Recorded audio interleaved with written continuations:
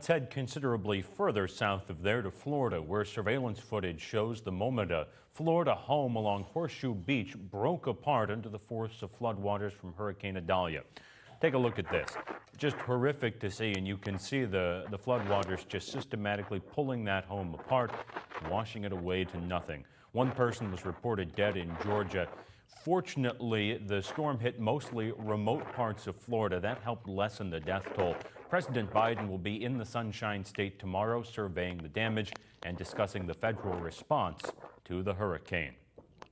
Still plenty of summer left, but unfortunately, you got to think about this. Cooler weather is on the way, and that means flu season comes with it. To combat it, LECOM today held a flu vaccine clinic at the Zemzem Shrine Club, the first of over a dozen clinics scheduled throughout our area.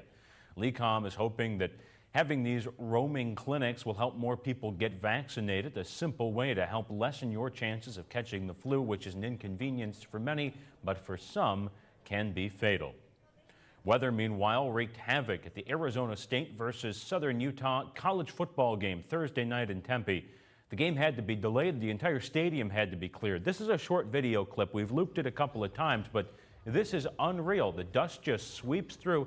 They had to put the game on hold for more than 2 hours. It was at halftime. Arizona State up 21-7. 2 hours and 45 minutes later, they picked that game back up. Arizona State hung on to win 24-21, but it didn't finish until the early morning hours of this morning. Some tired players there in Arizona. And finally, that story we've been telling you about since the top of the newscast, the bees. This is in Ontario, where 5 million bees fell off a truck just west of Toronto. Police officers there said that they responded to a call about a trailer truck transporting bees being in distress.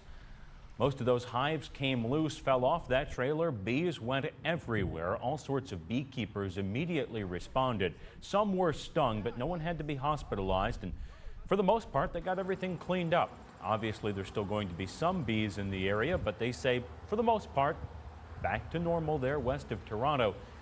If you're wondering why are there 5 million bees on a truck, it's actually a roaming pollinator service, and these bees are trucked around to farms to help pollinate crops. Remember, without bees, we don't exist, we don't eat.